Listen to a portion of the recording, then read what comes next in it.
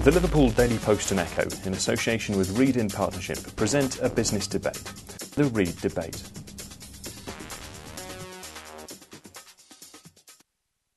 Well, for us, it's been quite good. There's a hell of a lot of volunteers that come through, and that's how we recruit, and I think it's about putting people forward for opportunities and showcasing opportunities as well, to prove their worth for employment. But I know the sector's actually taken a bit of a hit. Well, I work in the public sector, and obviously it's a concern for me. But again, I feel this is going to be the next financial year that when things will start to bite and we will realise the level of the cuts that are going to be necessary. I think it's quite tough, really. I think it's definitely quite hard, especially for part-time jobs. It's quite hard to find something.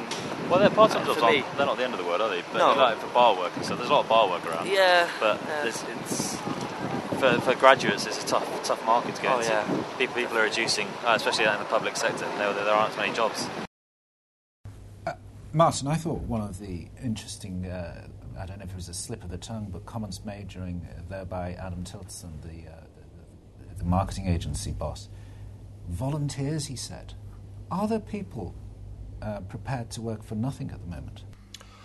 I think where we have identified people who are prepared to work for nothing, it tends to be in a work experience context where there is the genuine and real prospect of improving their marketability, their skills by work tasting, as it were.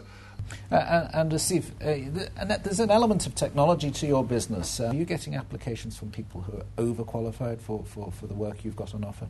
I don't think we've got, the work we have on offer is, nobody can be overqualified for that type of job, really. I think if you're going to go into the work environment and you're looking for progression, I think the problem we've had with graduates previously is that they've always looked for a job which is going to pay them in excess of what the market area is. And I think now the key factor for us is that, yes, we do have a lot of graduates applying for positions, but we're able to give them a career path, and I think that's one of the key areas. And Kim,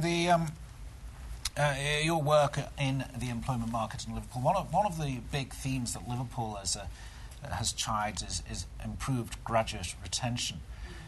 Is that something you're working on? What can be done? Because that's obviously, those sorts of jobs are where the better pay is. Yeah. And that would be good for the city. Yes, I mean, through our strategic partnership, Liverpool First, we're working with the universities on various programmes to look at graduate retention. There's a difficulty, I think, between perception, and with the greatest respect, a lot of that has to do with the media, and reality, and we need to start looking at evidence. I mean, looking at the previous clip before, and about the idea that people on benefits, are choosing to stay on benefits and just sit there. The evidence is different to that.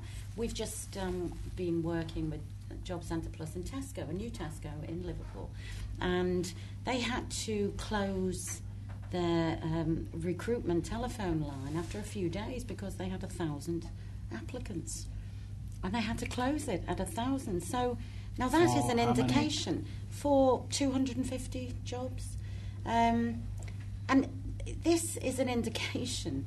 And in reality, probably about 100 jobs, if you look at the types of jobs that people were applying for, it's an indication that there are people who want to work. And that's our experience. But isn't that the crux of the problem? There's more people wanting to work than there currently Well, that's the idea. And if we are talking... You can't have everything, can you? We're talking about...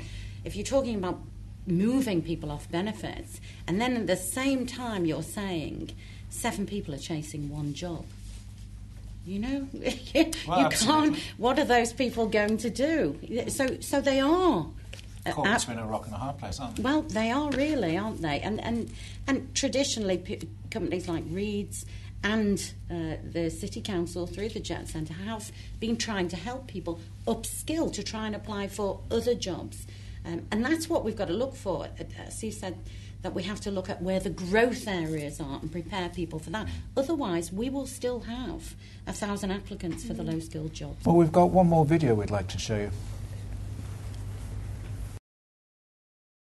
No, when VAT goes up, it's going to get worse. What about the public sector cuts? Is that going to have an impact as well? I think everyone's going to be really struggling in a year from now. And I think my advice to everybody would be cash in hand, every man for himself.